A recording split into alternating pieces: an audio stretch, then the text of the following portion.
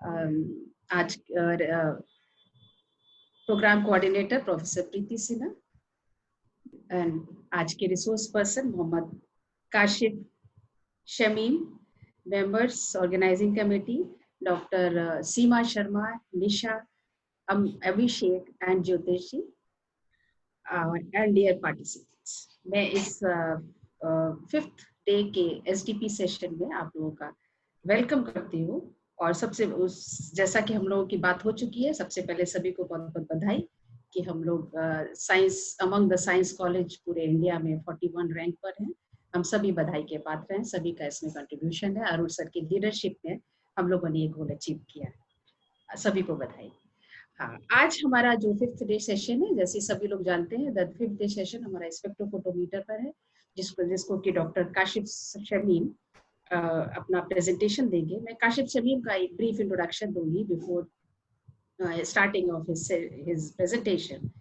Mohammad Kasif Shamim is a PhD graduate from physics from Material Research Laboratory, Department of Physics, AN College, Patna. He is a scholar of Dr. Seema Sharma of Department of Physics and professor in charge of Department of Electronics. His PhD dissertation is on the topic growth and optimization of lead-free sodium-potassium niobate thin films for practical device applications. He worked on UKRI, that is UK-India Bilateral Research Initiative project from 2013 to 14, for which he traveled to University of Leeds, UK, and stayed there for 2 months and nurtured his scientific skills. After completion of project, he joined the college research lab of Dr. Seema Sharma as PhD scholar in year 2015, and his research interest includes lead-free Pi-Zero ceramics and thin flame systems for energy harvesting, hydrothermally derived bulk nanostructures for practical applications such as photovoltaics and solar cells, impedance spectroscopy for material characterization. And he has more than 6 research papers related with PhD research in his credit and 5 articles on different topics. Other than PhD research, that is, there are total 11 articles in his credit. We welcome Mohammad Kasif Shamim in this session. Today he is going to deliver his lecture on spectrophotometer, and he will introduce its principle, instrumentation and its application. Thank you. Electronics yes, का teacher भी है काशिफ। काशिफ, तुमने अपने resume में ये लिखा नहीं है। हाँ, you should add it. ऐसे ही ये इतना मुश्किल नाम लिख दिया कि मेरी फ्रेंड को मुश्किल में डाल। बिल्कुल बिल्कुल। तो पता नहीं क्या क्या चीज था वो, मेरे तो सर समझ में नहीं आया। समझ में नहीं आया। हाँ, बिल्कुल। इसको एप्लीकेशन पार्ट में तुम इसको डील करना। बॉटनी जूलॉजी वाला टर्म किसको समझ में आता है? जी जी जी। इसलिए काफी ये सब चीज समझा देना हम लोगों को कि सीमा जब एप्लीकेशन में जाओगे तो अपनी चीज समझा देना। चलो स्टार्ट करो। Okay. Thank you ma'am and respected sir and ma'am and everybody, thank you for giving me a chance to speak. जैसा कि मैम ने बताया, मैं एन कॉलेज से ही पढ़ा हूँ और हम लोग आज जो है जो बात करने वाले हैं वो इंस्ट्रूमेंटेशन जो है जिसके ऊपर ये सीरीज चल रहा है, उसमें हम लोग बात करने वाले हैं यूवी विस स्पेक्ट्रोस्कोपी।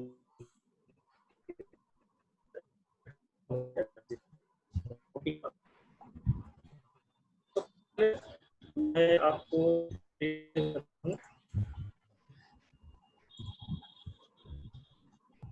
आवाज में थोड़ी परेशानी, थोड़ा माइक को नजदीक कर लो।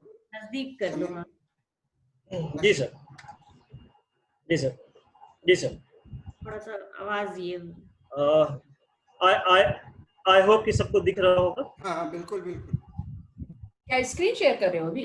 जी सर, नहीं अभी नहीं, हाँ स्क्रीन आ अभी गया, स्क्रीन नहीं आया है, अभी नहीं आया है, आ रहा है। अब आ गया है अब। हाँ।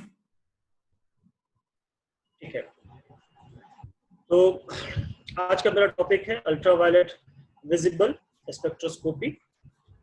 और मेरा कोर्स का आउटलाइन, इसमें मैं आपसे जो है क्या बताने वाला हूँ उसके बारे में मैं बात करूंगा। सबसे पहले इसके इंस्ट्रूमेंट के बारे में थोड़ा सा इंट्रोडक्शन, उसका बैकग्राउंड क्या है, क्यों आया, उसके बाद स्पेक्ट्रोफोटोमीटर क्या है, उसके बाद उसकी थ्योरी, फिर हम लोग जानेंगे इंस्ट्रूमेंट के बारे में कि इंस्ट्रूमेंट क्या है, कैसे काम करता है, और फिर लास्ट में हम लोग बात करेंगे इसके एप्लीकेशन के बारे में कि इसका एप्लीकेशन क्या है या इसका पॉसिबल एप्लीकेशन कहाँ कहाँ हो सकता है। तो चलिए शुरू करते हैं। सबसे पहले स्पेक्ट्रोस्कोपी के बारे में है। तो यूवी विज स्पेक्ट्रोस्कोपी जो है वो एक स्पेक्ट्रोस्कोपिक टेक्निक है जिसमें हम एब्जॉर्बेंस या जो रिफ्लेक्शन होता है अल्ट्रावायलेट या विजिबल रीजन में, उसके बारे में हम पढ़ते हैं। या हम ऐसा कहें कि ये एक ऐसा टेक्निक है जहां हम लाइट का मैटर के साथ इंटरेक्शन देखते हैं अल्ट्रावायलेट और एडजेसेंट विजिबल रीजन में। क्यों करते हैं? क्योंकि हमें इससे बहुत सारी जानकारियां लेनी है, बहुत सारी जानकारी। जैसे कि अगर आप सेमीकंडक्टर मटेरियल की बात करें, ऐसा जो कि सेमीकंडक्टर है, तो उसमें आप बैंड का पता कर सकते हैं। या अगर मान लीजिए कि आपके पास कोई सॉल्वेंट है, कोई लिक्विड है, और अगर इसमें किसी तरह की कोई इम्प्योरिटी है, जैसे कि मान लीजिए पानी है, पानी में आपका क्लोरीन मिला हुआ है, फिनॉल है, या कुछ ऐसी चीजें हैं जो कि अदर देन दैट है, जो कि सॉल्युबल है उसमें, उसके बारे में जो डिटेक्शन है वो हम कर सकते हैं, उसका डिटेक्शन हम उसमें से निकाल सकते हैं। उसके बाद हम इसमें ऑर्गेनिक कंपाउंड का स्ट्रक्चर भी देख सकते हैं या उसके स्ट्रक्चर की ग्रेडेशन भी कर सकते हैं। कहने का मतलब ये है कि इसमें बॉन्डिंग ट्रांजिशन कैसे है, या ऑर्गेनिक कंपाउंड में जो स्पेसिफिक मटेरियल है वो क्या है, कैसे है, उसके बारे में भी हम जानकारी ले सकते हैं। इसके अलावा है कि अगर ऑर्गेनिक है, इन बायोमेडिकल है, ये सब चीजें हैं, बायोमेडिकल, इनऑर्गेनिक, ऑर्गेनिक है, तो इनका एस्टिमेशन और इनका आइडेंटिफिकेशन कर सकते हैं। स्पेक्ट्रा हमें अलाउ करता है कि आप इसमें से कंपोनेंट को या स्पेसिफिक कंपोनेंट को आइडेंटिफाई, जैसे मान लीजिए कि मेरे पास एक कॉम्प्लेक्स कंपाउंड है और उसमें से हमें किसी एक खास एलिमेंट के बारे में या खास किसी केमिकल के बारे में जानना है, तो वो हम उसमें से छांट सकते हैं, निकाल सकते हैं उसको। ठीक है। इसके अलावा हम जो है अगर टेम्परेचर के साथ वेरी करके देखें या टाइम के साथ वेरी करके देखें इस एक्सपेरिमेंट को, या अलग अलग टाइम पे करें, अलग अलग टेम्परेचर पे करें, तो हमें प्रोटीन का, न्यूक्लियाई का, इन सब चीज़ों का हम मेल्टिंग पॉइंट निकाल सकते हैं, इन सब का रेट ऑफ रिएक्शन निकाल सकते हैं। तो कुल मिलाकर के हम जो है यूवी विज स्पेक्ट्रोस्कोपी से बहुत सारी इंफॉर्मेशन निकाल सकते हैं, इसलिए हम लोग ये करते हैं। और रही बात कैसे करते हैं, तो इसके बारे में हम लोग आगे जानेंगे धीरे धीरे करके। ठीक है, चलिए। तो जब बात हो रही थी इंस्ट्रूमेंटेशन की, तो हमें ये जानना जरूरी है कि इंस्ट्रूमेंटेशन है क्या और करते क्या है। बेसिकली इंस्ट्रूमेंटेशन जो है प्रोसेस है जिसमें बहुत सारे इलेक्ट्रिकल का, नॉन इलेक्ट्रिकल का कॉम्बिनेशन है, एक दूसरे से जुड़े हुए हैं, एक दूसरे से इंटर रिलेटेड है, जिसमें हम चीज़ों को मेजर कर सकते हैं, उनको एनालाइज कर सकते हैं, उनको हम कंट्रोल कर सकते हैं। जो फिजिकल क्वांटिटी है उनको हम कंट्रोल कर सकते हैं। जैसे मान लीजिए कि हमें जो है आपको अगर इस चीज़ को समझना है तो हम ऐसा सोच सकते हैं कि जैसे बड़ी बड़ी कंपनीज में क्या होता है कि बहुत सारे लोगों की जगह रोबोट काम करते हैं, उनको प्रोग्राम किया जाता है इस हिसाब से कि भाई वो काम को बहुत ही प्रिसाइजली और बहुत ही पिक्यूलियर तरीके से कर सके। तो वो जो है हम इंस्ट्रूमेंटेशन में करते हैं, ये कम्बिनेशन होता है। जहाँ आप किसी एक जगह सिस्टम पे बैठ के आपने कमांड दे दिया और कमांड देने के बाद वो कमांड जो है चला गया और जाने के बाद वो मशीन उस हिसाब से इलेक्ट्रिकल सर्किट से होता हुआ बाकी चीजों को ऑपरेट कर रहा है। अगर हम मेडिकल प्रोफेशन में इस चीज को देखें तो हम देखते हैं कि जैसे सीटी स्कैन हुआ, MRI हुआ, इन सब में क्या है कि आपको लिटा दिया गया और लिटाने के बाद मैग्नेटिक फील्ड को बढ़ाया घटाया गया और वहां कंप्यूटर पे बैठ करके हमने सारी चीज की जानकारी ले ली। तो वो एक इंस्ट्रूमेंटेशन है, वहां हम करते हैं। इंस्ट्रूमेंटेशन हो सकता है इलेक्ट्रिकल इलेक्ट्रॉनिक्स हो सकता है, इंडस्ट्रियल हो सकता है, मैकेनिकल हो सकता है, मेकाट्रॉनिक्स हो सकता है। तो इस तरह के इंस्ट्रूमेंटेशन होते हैं। ठीक है, इंस्ट्रूमेंटेशन के बाद स्पेक्ट्रोस्कोपी की जो हमारा मेन है, जिसमें जो हम लोग एक्चुअली जो पढ़ने वाले हैं, जो हम जानने चाहते हैं। तो स्पेक्ट्रोस्कोपी है क्या?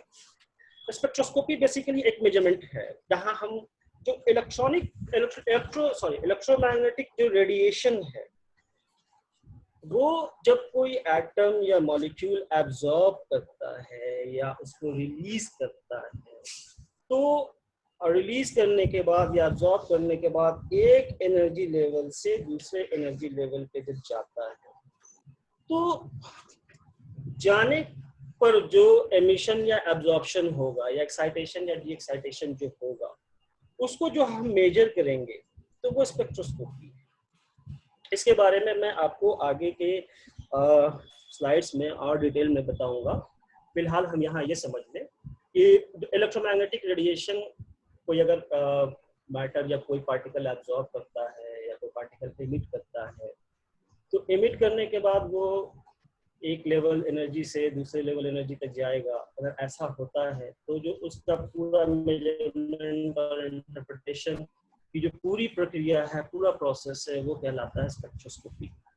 ठीक है, यहाँ हम लोग स्पेक्ट्रोस्कोपी में बात करेंगे अल्ट्रा वायलेट।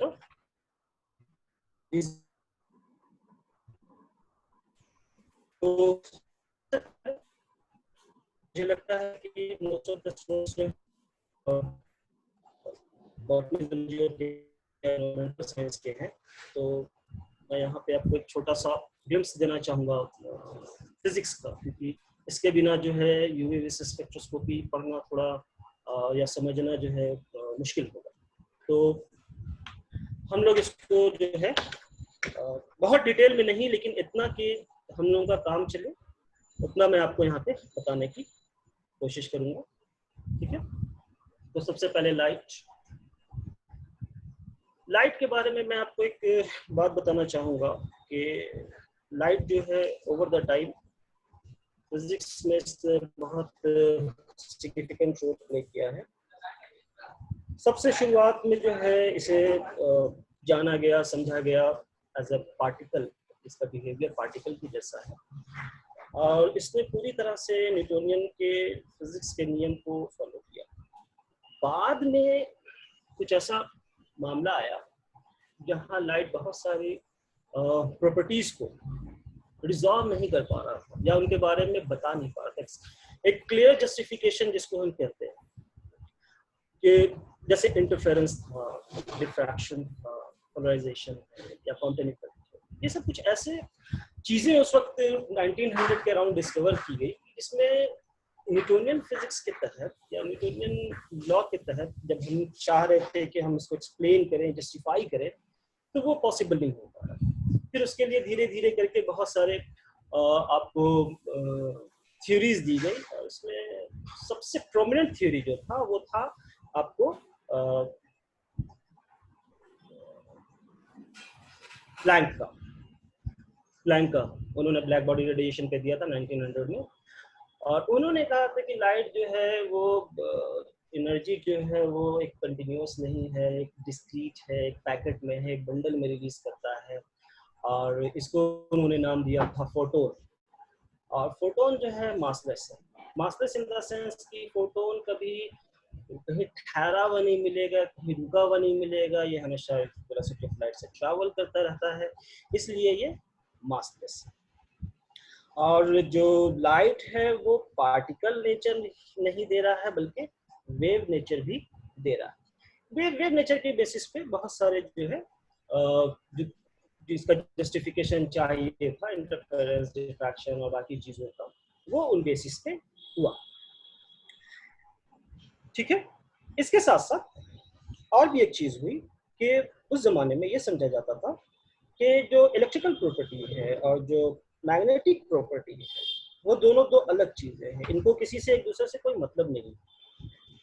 लेकिन क्लर्क मैक्सवेल ने क्या किया कि दोनों को मिला दिया, और मिलाने के बाद सीरीज ऑफ इक्वेशन बनाए, और बनाने के बाद उनको जो है मिला करके इलेक्ट्रोमैग्नेटिक करते हैं। ठीक है, तो लाइट बेसिकली एक ट्रांसवर्स नेचर का है, इसमें मटेरियल मीडियम की जरूरत नहीं पड़ती, और ये जो है इलेक्ट्रोमैग्नेटिक रेडिएशन। ठीक है, इलेक्ट्रोमैग्नेटिक स्पेक्ट्रम की अगर हम बात करें, जब हम क्योंकि सन हमारा प्राइम सोर्स ऑफ लाइट है, तो जब सन से हम रोशनी देखते हैं तो स्पेक्ट्रम आता है। अगर हम उसको स्पेक्ट्रम को देखें तो हम ये पाएंगे कि ये स्पेक्ट्रम कुछ आपको जैसा दिख रहा है नीचे, मैंने यहाँ पे यूवी विजिबल रेंज का ही लिया है। विजिबल के बाद 700 नैनोमीटर, एक्चुअली 780 नैनोमीटर के बाद जो है इंफ्रारेड जो है शुरू हो जाता है, और फिर एक्सरे है और बाकी सारे हैं। और इधर आपका जो है 100 से 400 नैनोमीटर के बीच में आपका अल्ट्रावायलेट स्पेक्ट्रम है। अल्ट्रावायलेट स्पेक्ट्रम में अगर आप 100 से 250 नैनोमीटर के बीच में देखिएगा, जो कि वायलेट से आपको विजिबल लाइट से बहुत दूर है, तो उनको कहा जाता है फार अल्ट्रावायलेट। आप 250 से 400 के बीच, आप 250 से और नज़दीक आइएगा तो कहा जाएगा मीडियम अल्ट्रावायलेट। और अगर आप 250 से 400 के और करीब आ जाते हैं, बिल्कुल विजिबल रीजन में आ जाते हैं, तो ये हो जाता है नियर अल्ट्रावायलेट। ठीक है, अब देखते हैं, ये देखिए, ये मैंने आपको वेव के बारे में बताया। आप यहाँ पे देख सकते हैं कि पार्टिकल है, पार्टिकल जो है वो अपनी जगह पे है, और वो जैसे जैसे वेव ट्रैवल कर रहा है, पार्टिकल भी वेव के साथ ट्रैवल कर रहा है।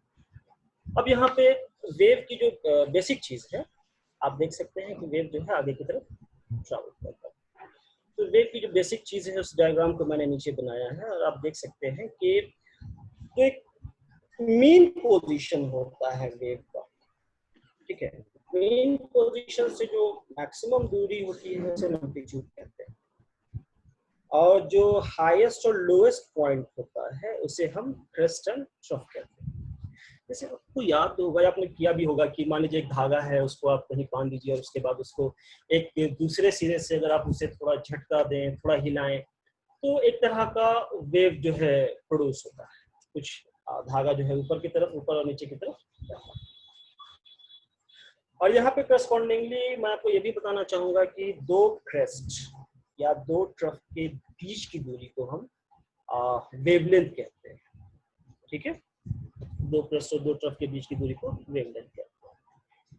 इसको आपका एक एग्जांपल और हो सकता है कि मान लीजिए पानी है, ठहरा हुआ पानी है या तालाब है, अगर आप उसमें पत्थर डालते हैं, तो पत्थर डालने के बाद क्या होता है कि पानी का जो अपना एनर्जी लेवल है वो डिस्टर्ब होगा, तो पत्थर तो नीचे चला जाएगा, लेकिन वो एनर्जी करस्पॉन्डिंगली सारे डायरेक्शन में फैलता है, और आपको वेव या रिपल दिखता है। जैसे जैसे आप उस पॉइंट से दूर जाएंगे जहां पत्थर टकराया था, तो वो एनर्जी धीरे धीरे धीरे धीरे क्या होगी, कम होती जाएगी। ठीक है, तो हम लोग चूंकि बात कर रहे हैं इलेक्ट्रोमैग्नेटिक रेडिएशन, तो थोड़ा सा ये जान लें, वेव तो हम समझ गए कि वेव क्या है। अब वेव में एक होता है लॉन्गिट्यूडनल, एक होता है ट्रांसवर्स। लॉन्गिट्यूडनल जैसे साउंड वेव, जैसे इसमें आपको मटेरियल मीडियम की जरूरत पड़ेगी, बिना मटेरियल मीडियम के आप नहीं ट्रैवल कर सकते, वैक्यूम में साउंड नहीं होता। लेकिन इलेक्ट्रोमैग्नेटिक रेडिएशन पार्टिकुलरली जो है ट्रांसवर्स नेचर का है, जहाँ आपको मटेरियल मीडियम की जरूरत नहीं पड़ती। तो इलेक्ट्रोमैग्नेटिक वेव जो है फॉर्म ऑफ एनर्जी है जो प्रोड्यूस होता है तब जब इलेक्ट्रिकली चार्ज पार्टिकल ट्रैवल करते हैं किसी मैटर से या वैक्यूम से, और जहां आपको इलेक्ट्रिकल फील्ड और magnetic field, oscillating electrical and magnetic field एक दूसरे के परपेंडिकुलर होंगे। अगर आप देख सक रहे होंगे तो जैसे XYZ एक्सिस बनाते हैं, या मैं आपको रुकिए, मैं ऐसे एक चीज और करके दिखाता हूँ आपका इस तरह से, अगर आप इसको देखना चाहें तो मैं इसे दिखाना चाहूँगा अगर आपको। तो ये आपका एक एक्सिस, ये आपका दूसरा एक्सिस,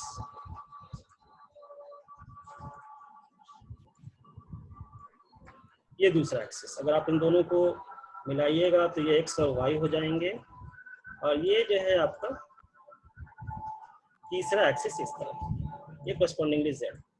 अब मान लीजिए कि एक डायरेक्शन में वेव फैल रहा है इस तरह से, वेव जा रहा है इस तरह से, तो आपका इलेक्ट्रिकल फील्ड जो होगा वो इस डायरेक्शन में, और जो मैग्नेटिक फील्ड होगा वो इस डायरेक्शन में। अगर ये एक्स है, ये एक्स, ये वाई और ये जेड, तो जो वेव प्रोपगेट करेगा वो इन दोनों के परपेंडिकुलर होगा। तो अगर आप इसे अगर फिगर में देखना चाहे, फिगर में अगर देखेंगे तो ये वेव ऐसे के साथ साथ आपको ऐसा दिखेगा, जैसा कि इस स्क्रीन में आपको दिख रहा होगा।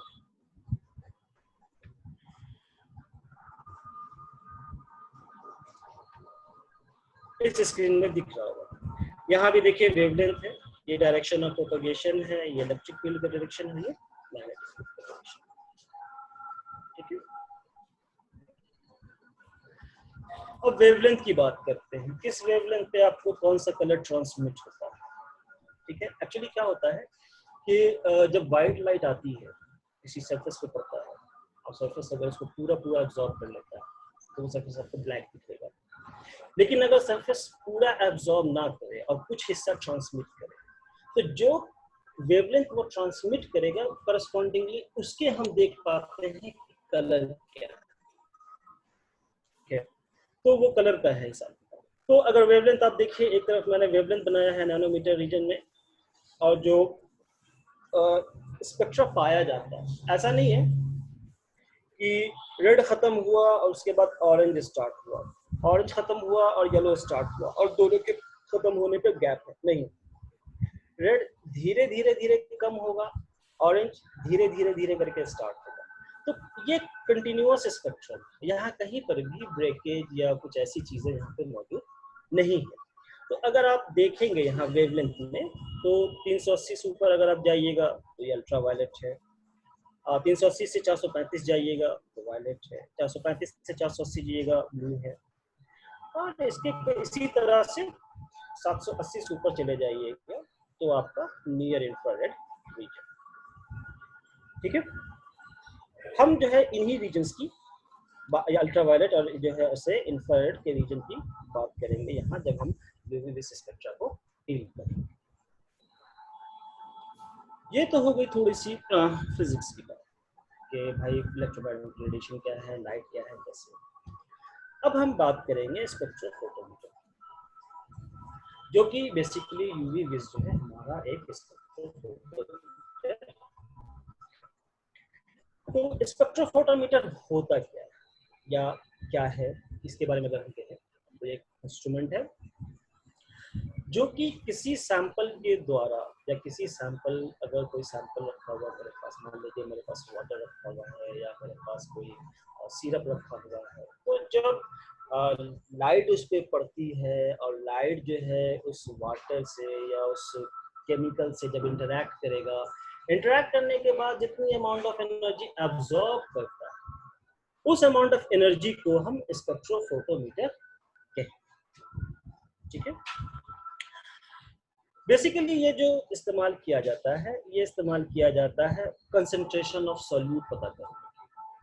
ठीक है, ये आपका कंसंट्रेशन,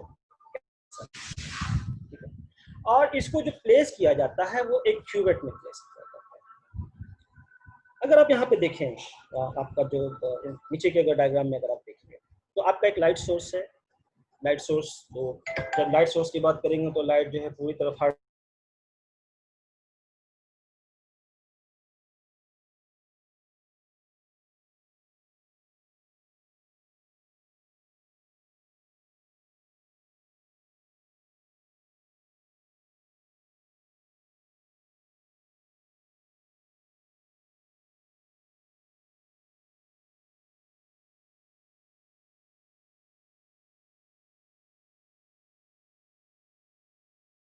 बेकमैन ने 1940 में सबसे पहली बार इसको डिस्कवर किया। होता क्या था कि उस जमाने में कोई भी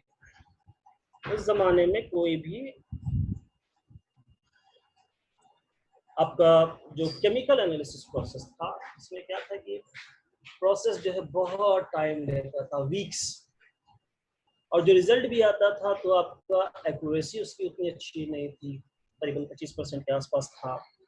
और कोई ऐसा लेबोरेटरी नहीं था उस जमाने में 1940-50 के आसपास के, जहाँ पहले 1940 से पहले, जहाँ आप ये कह सके कि हाँ भाई ठीक है, हम प्रोसेस को जल्दी कर लेंगे, एनालिसिस जल्दी कर लेंगे और मेरा रिजल्ट भी अच्छा होगा। तो वहाँ चूंकि इसमें जब आप प्रोसेस को, किसी भी मेजरमेंट को, केमिकल को जब आप बहुत लॉन्ग ड्यूरेशन तक रखते हैं तो उसमें चांसेस होती है इम्प्योरिटी की, इसमें चांसेस होते हैं केमिकल रिएक्शंस के, इसमें चांसेस होते हैं कंसंट्रेशन के आगे पीछे होने के, तो रिजल्ट्स जो था वो रिलायबल नहीं।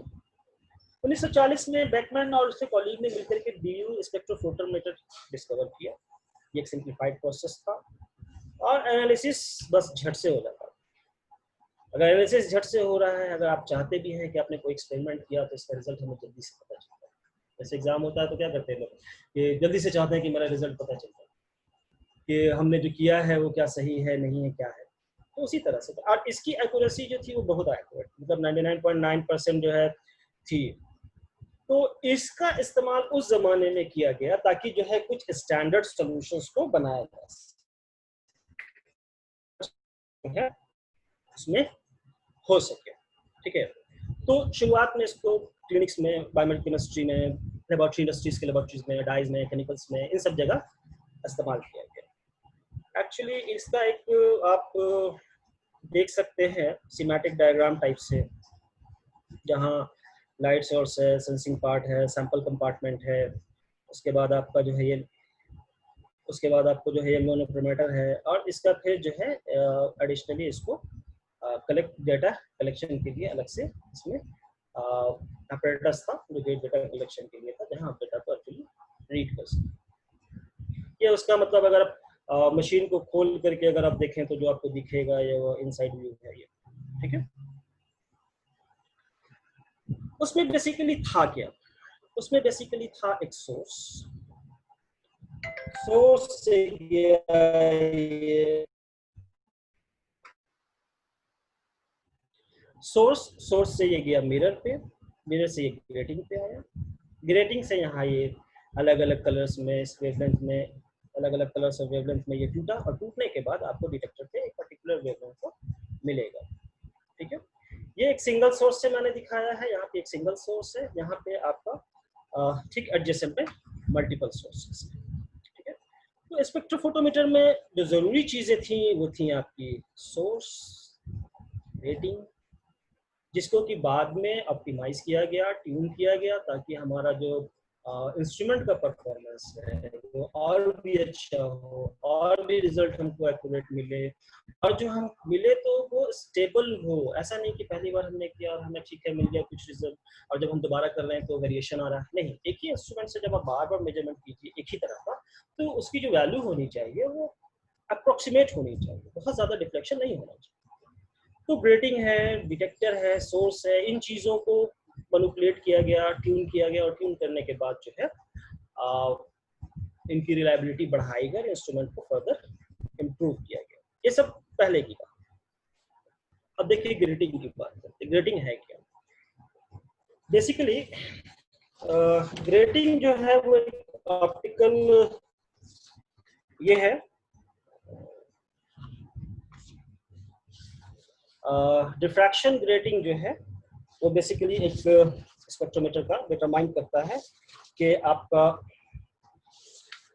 ऑप्टिकल रिजोल्यूशन जो है वो किस तरह से आप अचीव कर सकते हैं स्पेक्ट्रोफोटोमीटर। अगर हम डिफाइन करने की बात करें कि ग्रेटिंग होता क्या है, तो ग्रेटिंग जो है एक ऑप्टिकल कंपोनेंट है जिसमें पीरियोडिक स्ट्रक्चर होता है, ठीक है। जैसे आपने देखा होगा वो आरी का ब्लेड होता है, उसमें ब्लेड एक साइड फ्लैट होता है और एक साइड में जिगजैग जिगजैग बना होता है, तो उसी तरह से वो जिगजैग जिगजैग एक पीरियोडिक ऑर्डर में बना होता है। और बेसिकली इसका काम क्या है कि जब आपके ऊपर लाइट पड़ेगी तो ये लाइट को स्प्लिट और डिफ्रैक्ट करेगा, स्प्लिट करने के बाद लाइट को फैलाएगा इस हिसाब से कि वो सेवरल बीम में कन्वर्ट हो जाए, यानी सेवरल डिफरेंट वेवलेंथ्स में कन्वर्ट हो जाए, और वेवलेंथ में कन्वर्ट होने के बाद जो है वो डिफरेंट डायरेक्शंस में प्रोपेगेट हो सके, डिफरेंट डायरेक्शन में जा सके। ठीक है, तो ग्रेटिंग बड़ा इंपॉर्टेंट चीज है इसमें, क्योंकि ग्रेटिंग से आप जो अपना स्पेक्ट्रा ले सकते हैं, या आपका जो रिजल्ट है, जो ग्राफ है, उसकी शार्पनेस, उसमें जो आप देखना चाहते हैं वो बहुत अच्छा हो सकता है। ठीक है, तो यहाँ पे देखिए मैंने ग्रेटिंग बनाया है, नीचे आप देख सकते हैं ग्रेटिंग को, और ग्रेटिंग के दो पार्ट्स मेन हैं, जिनका ग्रेटिंग के ऊपर में काफी ज्यादा जो है जो इनके फीचर या प्रॉपर्टी को अल्टर कर सकता है। तो there are two parts in grating group frequency और blaze angle. Grating group grating क्या है? एक्चुअली जब आप किसी ऑप्टिकल डिवाइस के ऊपर में अगर आप ग्रेटिंग जब बनाते हैं या ग्रूव बनाते हैं या सिंपली कहिए आप किसी चीज घाट बनाते हैं, तो जो वो बनेगा जो पर mm जो होगा, ठीक है, और जो ये डिटरमाइन करेगा कि डिस्पर्शन क्या है, कितना होगा, वो उसकी ग्रुप डेंसिटी या फ्रीक्वेंसी कहलाता है। ठीक है, अच्छा, क्योंकि आपका जो ग्रेटिंग फ्रीक्वेंसी, ग्रेटिंग डेंसिटी या फ्रीक्वेंसी जो है या ज्योमेट्री जो है इसकी फिक्स्ड है। जब आपने एक बार घाट बना दिया, आपने एक बार ग्रूव बना दिया, मान लीजिए कि आपने 1 mm में 4 लिया, 4 ग्रूव बनाए और आपके पास जो है वो है, तो वो ज्योमेट्री तो फिक्स हो गई आपकी। अब जब आप इसको इस्तेमाल कीजिएगा तो ये जो है आपका जो वेवलेंथ जो कवर करने वाला होगा, जो वेवलेंथ को ये कवर करेगा, जितने वेवलेंथ को ये खींचेगा या जितने वेवलेंथ का ये एनालाइज कर सकता है, वो उसके इनवर्सली प्रोपोर्शनल। मुझे लगता है किसी को प्रॉब्लम हो रही है। मैम क्या हो रहा है? कोई ड्राइंग बना रहा है। नहीं आसिफ, तो तुम्हारे पास कंट्रोल है, देख के बोलो तो उसमें जाओ, एनोटेशन में देख के बोलो तो कौन है, देख के बोलो कौन है, और जिससे हो गया प्लीज उसको इरेज करो। वो तो हम इरेज कर देंगे, इरेज तो हम कर जी सकते जी हैं। जी जी जी, ये देख लो who has done it, Who has done it? और उसको रिकॉर्ड में रख लो, फिर बाद में डिस्कस करते हैं हम लोग। वो नाम हमारे पास भेज देना। हाँ भेज देना बस। चलो अब आगे बढ़ो। ठीक है,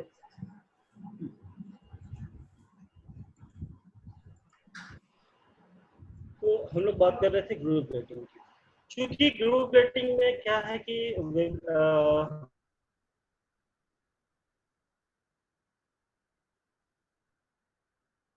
वो भी फिक्स हो जाता है। अच्छा, अगर आप निकालना चाहते हैं कि कितना होना चाहिए या क्या होना चाहिए,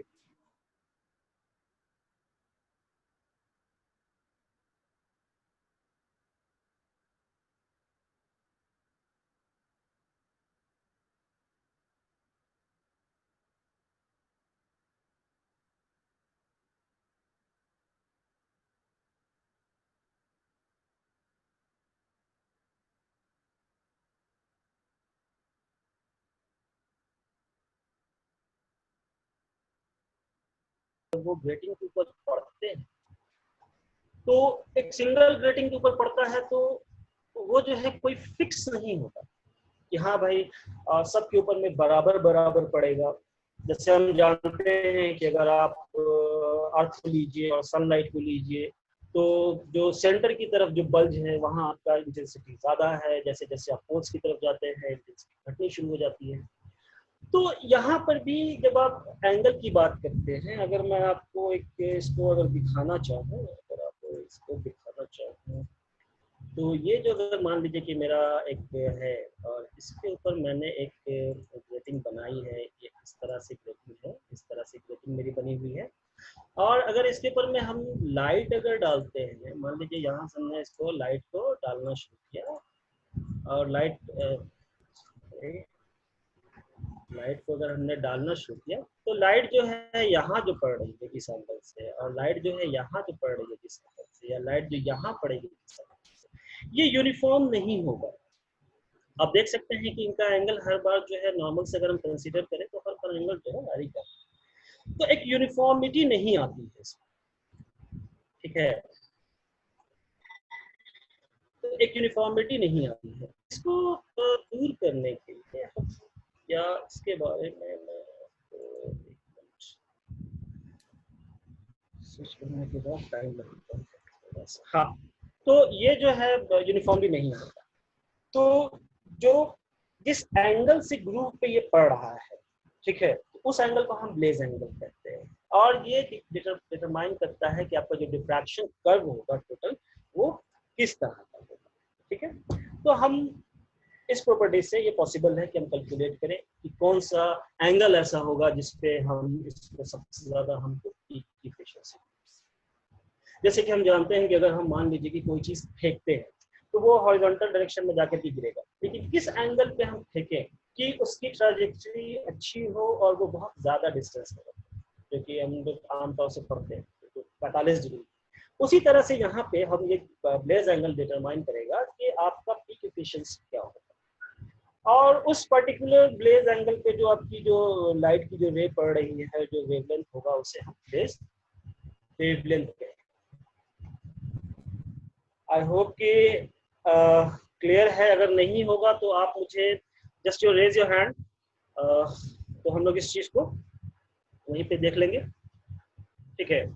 अब ग्रेटिंग दो तरह के होते हैं, इनके बारे में मैं बताना चाहूंगा कि ये तो हमने पहले जान लिया कि ग्रेटिंग में सिग्निफिकेंट पार्ट क्या है, और ग्रेटिंग दो तरह के होते हैं। कितने तरह के होते हैं? दो तरह के होते हैं। पहला रूल्ड, ये रूल्ड है क्या कि आप किसी सबस्ट्रेट पे या किसी सरफेस के ऊपर में आप इसको लीजिए, उसके ऊपर में आप पैरेलली जो है ग्रूव बनाइए, और बनाने के बाद इसको हाईली रिफ्लेक्टिव मटेरियल से इसके ऊपर पॉलिश कीजिए। ये रूल्ड है। जैसे आप देखते होंगे स्केल रूल्ड होता है, वहाँ इक्वल डिविजन्स मार्किंग की रहती है, ठीक है।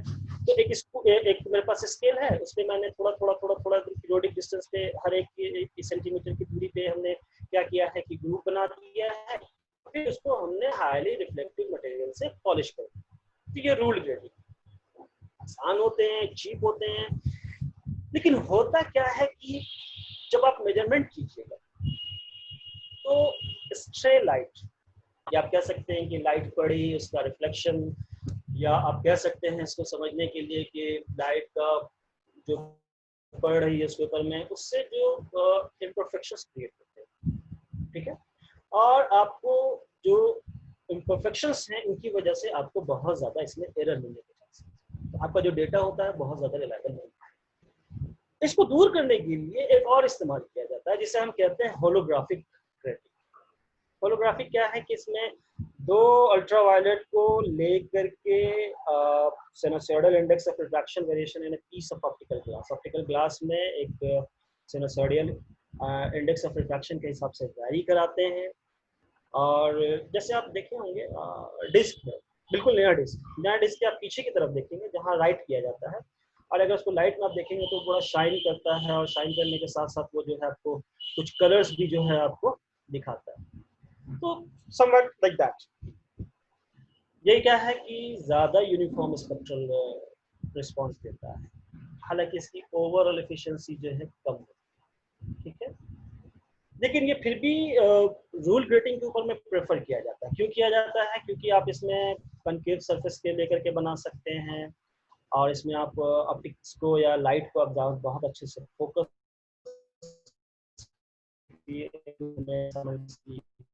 और परफॉर्मेंस है जिसकी वजह से वो बढ़ जाता है। हालांकि रूल ग्रेटिंग में भी है, लेकिन रूल ग्रेटिंग में क्या है कि जितना आपको मिल रहा है परफॉर्मेंस उतना ही उसमें लॉस भी है, उसमें एरर भी है, इसलिए उसको ज्यादा प्रेफर नहीं किया जाता है। लाइट सोर्स,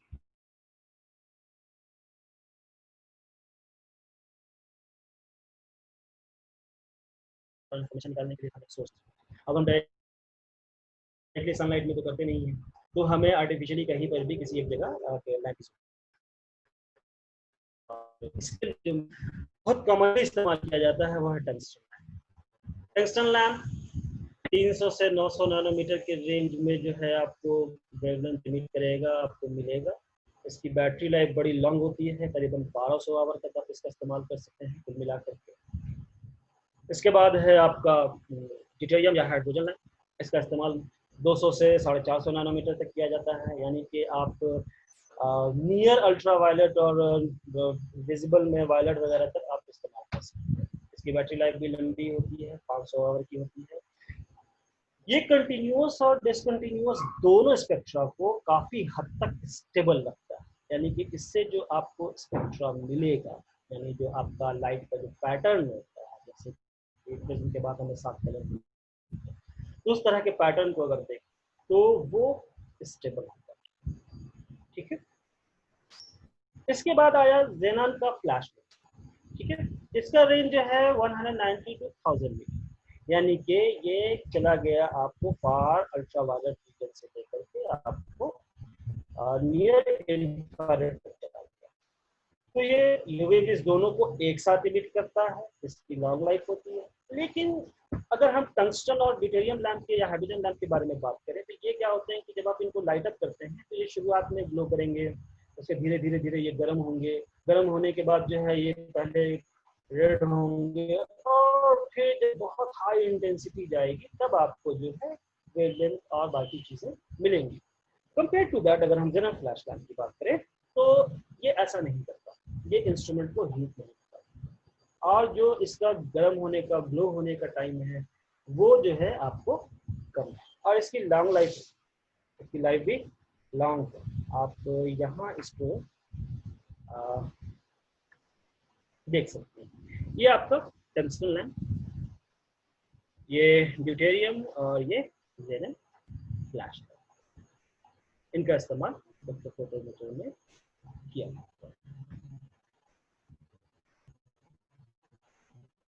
हम लोग बात कर रहे थे यूवी विज, ठीक है, तो किस तरह के प्रोब का इस्तेमाल करना है या इलेक्ट्रोमैग्नेटिक की किस तरह के वेवलेंथ का इस्तेमाल करना है, डिपेंडिंग अपॉन दैट हम इसे दो तरह से कहते हैं। एक तो कहते हैं यूवी विज यानी अल्ट्रावायलेट विजिबल स्पेक्ट्रोमीटर, या हम कहते हैं अल्ट्रावायलेट विजिबल नियर इंफ्रारेड, यानी कि ये अल्ट्रावायलेट से लेकर के नियर इंफ्रारेड तक के रीजन को कवर करता है। इसमें दोनों तरह की चीजें, ठीक है, यूवी विज भी और यूवी विज एनआईआर।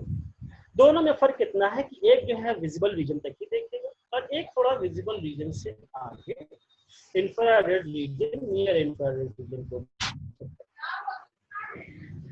स्पेक्ट्रोफोटोमीटर जो है वो इस्तेमाल किया जाता है लिक्विड के लिए, गैसेस के लिए, सॉलिड्स के लिए, ठीक है, और डिपेंडिंग अपॉन दैट इनकी जो वेवलेंथ कैरेक्टराइजेशन है कि कितने से कितने वेवलेंथ तक आपको देखना है वो मैंने यहाँ पे लिस्ट की है। जैसे आप यूवी रेडिएशन को देखेंगे तो 100 से 400, विजिबल रेडिएशन को देखेंगे तो 400 से 765, 780, नियर इंफ्रारेड रेडिएशन देखेंगे तो 765 से 320। ये सारे नैनोमीटर्स में, अगर यही जो है आप एंगस्ट्रॉम में अगर करेंगे तो वो पॉइंट में चला जाएगा, ठीक है। अब देखिए, अब यहाँ पे मैं आपको बताना चाहूंगा कि जैसे मान लीजिए कि बहुत सारे कलर्स हैं और कलर्स को अगर हम एक पर्टिकुलर प्रिज्म से ये करते हैं, पास कराते हैं, तो हमें वो अलग अलग लाइट की वेवलेंथ जो है हमें मिलती है। अब स्पेक्ट्रोफोटोमीटर के डिस्पर्शन डिवाइसेस, ठीक है, जैसा कि आपने देखा था पहले सेक्शन में, ये सोर्स है, सोर्स से कॉलीमेटर टेक गया, कॉलीमेटर से आपको मोनोक्रोमेटर टेक गया, मोनोक्रोमेटर, तो मोनोक्रोमेटर में क्या क्या इस्तेमाल कर सकते हैं। तो सबसे पहले डिस्पर्शन। डिस्पर्शन बेसिकली एक प्रोसेस है, या क्या है कि एक वाइट लाइट को अलग अलग कलर या वेवलेंथ के हिसाब से तोड़ देना या सेपरेट कर लेना, उनको डिस्पर्शन कहलाता है। जैसे कि आप यहाँ देख सकते हैं कि व्हाइट लाइट है, इसको रेड में, येलो में, ग्रीन में, ब्लू में, वायलेट में करस्पॉन्डिंगली आप कर सकते हैं। अगर ये ना हो तो आपको पूरे प्रिज्म से पूरे 7 कलर और जो भी हैं वो सारे मिलेंगे, लेकिन जब आप डिस्पर्शन इस्तेमाल करेंगे टर्म, तो उसका मतलब है कि आप इस व्हाइट लाइट में से अपने मतलब के वेवलेंथ को छांट रहे हैं। अब किसी को चाहिए होगा कि सर हम ऐसा करते हैं कि हम इसको जो है ब्लू लाइट में देखना चाहते हैं, तो तो वो ब्लू लाइट के वेवलेंथ को चूज करेगा। तो सर हम रेड लाइट में देखते हैं, वो रेड में करेगा। सर हमको पूरा स्पेक्ट्रम देखना है, तो आप उसको व्हाइट में देख सकते हैं। ठीक है, तो ये जो है डिस्पर्शन डिवाइसेस जो है, जो डिस्पर्शन के ऊपर बेस्ड होते हैं, ये वेवलेंथ को डिस्पर्स करते हैं डिफरेंट एंगल्स। एंगल्स भी करने का मतलब ये है कि जब आप लाइट को पास करेंगे और अगर आप इसे थोड़ा सा शिफ्ट डिस्पर्स करने के टाइम में अगर इसको आप शिफ्ट नहीं करते हैं तो एक दूसरे के ऊपर ओवरलैपिंग होगी। ओवरलैपिंग होगी तो वो जो है फिर आपका डिजायर्ड रिजल्ट वगैरह नहीं। तो इनका काम ये है कि ये डिवाइसेस को डिफरेंट वेवलेंथ्स में तोड़ते हैं और डिफरेंट एंगल्स पे एक दूसरे से सेपरेट करते हैं। अब डिस्पर्शन करने के लिए आप दो तरह की चीजें कर सकते हैं। एक तो या डिवाइसेस जो हैं आप दो तरह के, एक होता है प्रिज्म और दूसरा होता है फिलर्स। प्रिज्म जो है उसके बारे में हम लोग जानते हैं कि आपने शुरू से पढ़ा होगा कि जब लाइट प्रिज्म से जाता है तो वो जो है 7 डिफरेंट कलर में होता है, उसको स्क्रीन पे लेते हैं।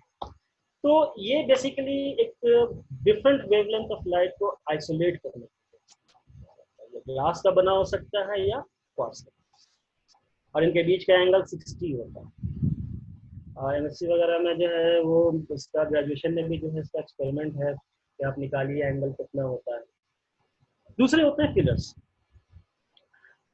ये फिलर्स जो है बेसिकली क्या है कि जो इलेक्ट्रोमैग्नेटिक रेडिएशन या जो लाइट आ रही है, जो लाइट का जो स्पेक्ट्रम है, उसमें से जो हमें चाहिए एक पर्टिकुलर वेवलेंथ को या तो ये एब्जॉर्ब कर लेगा या उसको ट्रांसमिट कर देगा और बाकी को छोड़ देगा, बाकी को कुछ नहीं करेगा। तो अगर मान लीजिए कि मेरे पास 7 चीज है, उसमें से कोई एक चीज निकाल लीजिए तो भी हमें पता चल जाएगा कि क्या है, या अगर मेरे पास नहीं है और उसी एक को निकाल के अलग कर दीजिए तो हमें पता चल जाएगा कि क्या है।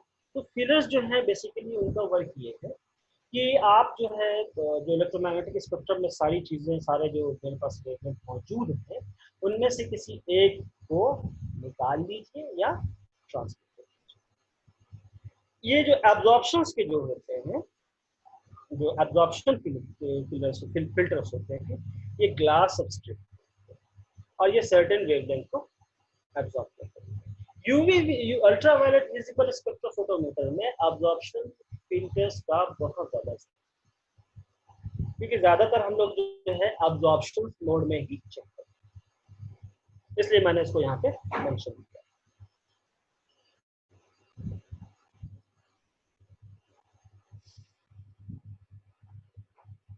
और इसमें क्यूवेट्स जो है वो ग्लास के या ऑप्टिकल ग्रेड क्वार्ट्ज के या प्लास्टिक के बने हुए इस तरह के रेक्टेंगुलर ट्यूब्स होते हैं। इसमें ये जो आप देख रहे हैं ये हिस्सा पूरी तरह से ओपेक होता है, या आप कह सकते हैं कि लाइट या वेवलेंथ इससे होकर के पास नहीं करता। और ये जो फ्रंट और बैक का जो सेक्शन है जो कि आप देख रहे होंगे ट्रांसपेरेंट है, यहाँ इस ट्रांसपेरेंट से होकर के लाइट को पास किया जाता है। ये इनका होल्डर है, कैप है। इसमें क्या किया गया है कि एक तरफ से ये सील्ड होता है, आप इसमें अपना सैंपल और जो भी चीज़ें जिसका आप मेजरमेंट करना चाहते हैं उसको आप इसमें डाल करके सैंपल होल्डर में स्पेक्ट्रोफोटोमीटर में प्लेस करते हैं, ऊपर से बंद कर देते हैं। तो आप या तो इसका भी इस्तेमाल कर सकते हैं, स्क्वायर कैप का भी और सिलेंड्रिकल कैप का। हाँ, इसको साफ करने के लिए आमतौर से जो है ज्यादातर जो इसको क्लीन करने के लिए, ताकि इसके रिफ्रैक्टिव इंडेक्स और बाकी प्रॉपर्टी जो है इसकी वो बनी रहे, खराब ना हो, कुछ स्क्रैच या कुछ ऐसी इम्प्योरिटी ना रह जाए, ज्यादातर जो केमिकल रिएजेंट इस्तेमाल किया जाता है वो है एथाइल अल्कोहल है, प्रोपेनॉल है, एसीटोन है और डिस्टिल वाटर। इसमें एसिड वगैरह का इस्तेमाल नहीं किया जाता, क्योंकि वो जो है फिर इससे क्यूर्स को बर्बाद कर, वो खराब, that it will destroy its property, not going to have what we want. तो अब बात करते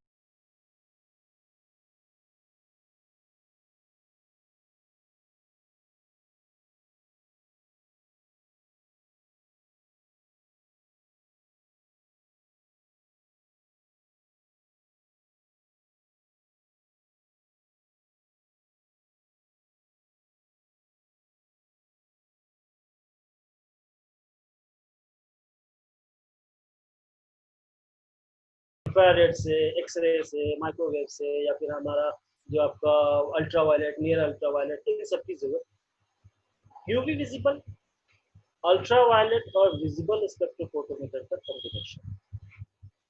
और इसी में एक और आता है अल्ट्रावायलेट विजिबल नियर इंफ्रारेड, जिसमें हम थोड़ा सा इंफ्रारेड का भी रीजन कंसीडर करते हैं।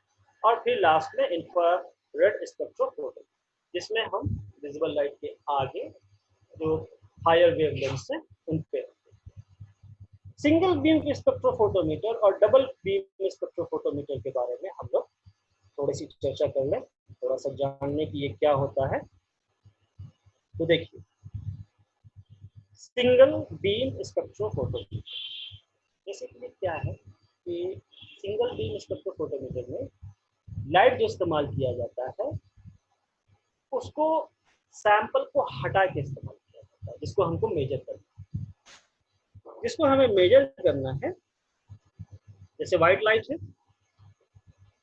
व्हाइट लाइट से आपको गया, ये वेव सिलेक्टर रीजन है, मोनोक्रोमेटर है, यहाँ ग्रेटिंग है, ग्रेटिंग जो है आपका यहाँ आ गया, ग्रेटिंग में हमने भाई रेड लाइट को सिलेक्ट किया, रेड लाइट ही जो है वो इंसिडेंट हुआ, इंसिडेंट होने के बाद सोल्यूशन से पास किया और हमने डिटेक्टर पे इसको देखा, जिसको करस्पॉन्डिंगली कंप्यूटर पे, चार्ट पे या जो भी मीटर है वो हमें बता देगा कि इसमें क्या है, क्या होगा।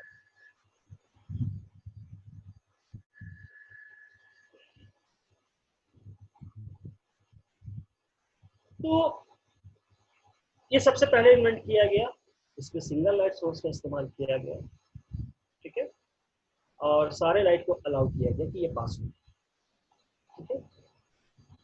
और जिसका मेजरमेंट करना है, जिसको इस्तेमाल करना है, जिसके बारे में हमको एनालाइज करना है कि इसमें इम्प्योरिटी है कि नहीं, इसका क्वालिटेटिव एनालिसिस है कि नहीं, इसमें कोई आपको स्ट्रक्चर इक्विडेशन करना है, या इसमें हमको प्रोटीन देखना है, या हम इसमें प्रोटीन के स्ट्रक्चर को थोड़ी स्टडी करनी है, उनको पहले हम हटा देते हैं। हटाने के बाद लाइट को इसमें से पास होने, और पास होने के बाद हम स्टडी करते हैं, उसके बाद फिर हम लाइट डालते हैं, यानी कि प्रोसेस जो है वो लेंदी हो जाता है। हालांकि जब आप ऐसा करते हैं तो आपको बहुत ज़्यादा पार्ट्स की ज़रूरत नहीं होती, तो पार्ट्स की ज़रूरत नहीं होगी तो कॉम्प्लिकेटेड नहीं होगा, कॉम्प्लिकेटेड नहीं होगा तो भाई आसान होगा, सिंपल होगा, चीप होगा। और जब आपको इसमें बहुत बहुत कम पार्ट्स हैं तो आपका खर्च भी कम है। लेकिन जहाँ एडवांटेज होता है वहाँ उसकी डिमेरिट और डिसएडवांटेज। या डिसएडवांटेज क्या है कि भाई आपका डेटा जो आया पहली बार में आपने बिना सैंपल के किया, फिर बाद में अपने सैंपल के साथ किया, तो डेटा रिलायबल है कि नहीं है, सेंसिटिविटी सही है कि नहीं है, अच्छा एक्यूरेसी कितना है, ये सारी चीज़ें इसके साथ जो है इसका डिमेरिट है। इसलिए सिंगल बीम स्पेक्ट्रोफोटोमीटर का इस्तेमाल कम किया गया और इसको दूर करने के लिए फिर इस्तेमाल किया गया डबल बीम। ये एक डबल बीम का आपका जो है ये सिमेटिक डायग्राम, इसमें आप देखेंगे कि बीम को स्प्लिट किया गया है और स्प्लिट करने के बाद सैंपल और रेफरेंस दोनों से पास कराया गया और फिर उसको स्प्लिट करके फोटो डिटेक्टर्स को लाया गया, ठीक है। ये आपका सोर्स मोनोक्रोमेटर, मोनोक्रोमेटर से लाइट बीम पे गया स्प्लिटर पे, उसने सोर्स के लाइट को दो हिस्से में बांटा, एक जो है सैंपल से पास हुआ और एक जो है हाई रेजोल्यूशन मिरर से या हाईली रिफ्लेक्टिव मिरर से। हाईली रिफ्लेक्टिव मिरर से गया तो ये रेफरेंस वाला चला गया आपका बीम स्प्लिटर, और ये फोटो डिटेक्टर पे जहाँ से डिटेक्ट किया गया, और सैंपल वाला भी फोटो डिटेक्टर पे फाइनली लाया गया। होता क्या है कि दो लाइट आते हैं, एक रेफरेंस से जाता है और एक टेस्ट सैंपल से जाता है। दोनों मेजरमेंट आप साइमल्टेनियसली कर सकते हैं एक साथ, ठीक है, एक ही टाइम पे।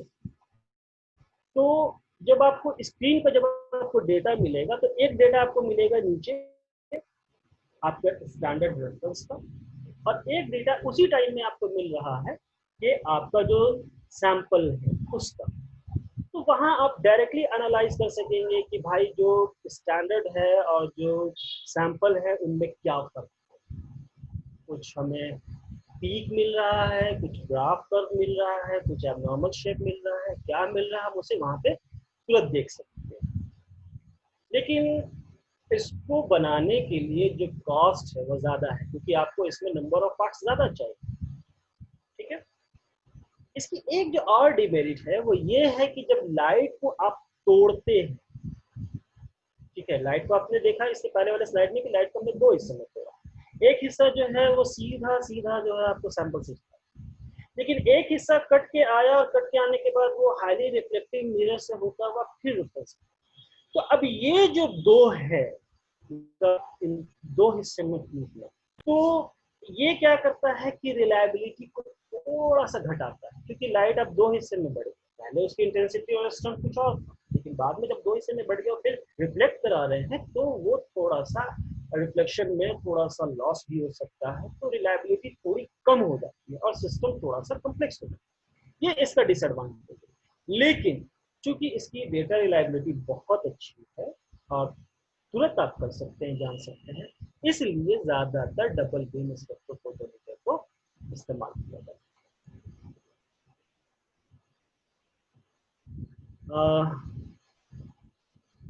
मैं पूछना चाहूंगा मैम कि अभी टाइम है कितना?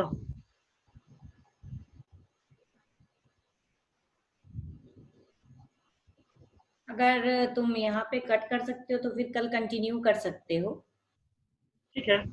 जनरली 15 to 20 मिनट्स का होता है, तो तुम देख लो, अगर चाहो तो थोड़ी देर और बता सकते हो जैसे। तो मैं एक काम करता हूँ, मैं ये स्लाइड, एक और स्लाइड जो है वो डिस्कस कर लेता हूँ, उसके बाद जो चीजें हैं वो थोड़ी सी इससे डिफरेंट है, तो हाँ, मैं यहाँ पे इसको रोक लूंगा। हाँ, किसी ऐसे जगह पे जाके ब्रेक करना होगा जो कंटिन्यूटी में कल नहीं हो। हाँ हाँ हाँ हाँ, ये एक स्लाइड और है, इसके बाद जो है वो फिर इसका दूसरा सेक्शन स्टार्ट। ठीक है, यू कैन प्रोसीड। ठीक है। तो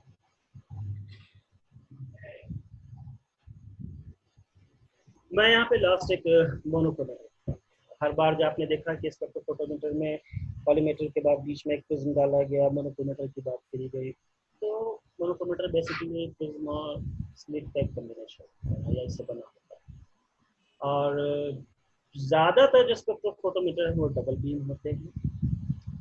और होता क्या है कि the radiation emitted from the primary source is disperse with the help of rotating prism. Prism को थोड़ा सा रोटेट किया जाता है। ठीक है। रोटेट करने से क्या होगा कि आपको जो अलग अलग एंगल जिसकी मैंने बात करी थी, वो अलग अलग एंगल पे आप वेवलेंथ को पा सकते हैं। और जो आपका वेवलेंथ टूटा, अलग अलग वेवलेंथ जो आया, उस अलग अलग वेवलेंथ को आप स्लिट से पास करा देते हैं, और आपको जो है such that the rotation of the prism results in a series of continuously increasing wavelengths। ठीक है। तो जब आप उसको ऐसा करते हैं तो आपको कंटिन्यूसली जो है वेवलेंथ जो है मिलता जाएगा, जिसको आप फिर रिकॉर्डिंग पर्पस के लिए इस्तेमाल कर सकते हैं। और हाँ, यहाँ तक the beam selected by the slit is monochromatic। Monochromatic मतलब सिंगल सोर्स, सिंगल वेवलेंथ। ठीक है। लाइट जो सन से आता है वो पॉलीक्रोमेटिक होता है, उसमें बहुत सारे वेवलेंथ। मोनोक्रोमेटिक करने का मतलब है कि सिंगल वेवलेंथ। ठीक है। तो यहाँ तक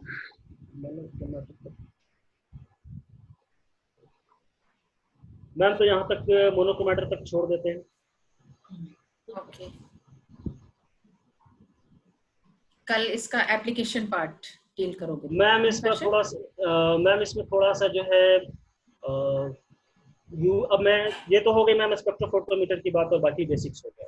कल मैं थोड़ा सा बात करूंगा यूवी विज का, और बेसिकली क्योंकि मुझे लग रहा है कि इसमें ज्यादातर जो है वो एनवायरमेंटल, वाटर साइंस और बायोलॉजी के स्टूडेंट हैं, तो मैं सोच रहा था कि थोड़ा सा इन्हें मैं बताता कि एक्चुअली ट्रांजिशन कैसे है, क्या देखना चाहिए, क्या हो सकता है। तो जैसे मॉलिक्यूलर ऑर्बिटल थ्योरी है जो कि पूरा एटॉमिक स्ट्रक्चर के हिसाब से, तो उसके बारे में एक लॉ है जो कि ट्रांसमिटेंस और एब्जॉर्बेंस को गवर्न करता है, तो थोड़ा उसके बारे में, इंस्ट्रूमेंट के बारे में कैसे, ये थोड़ा सा जो है वो कल की क्लास में। बिल्कुल ठीक है। तो यहाँ इनके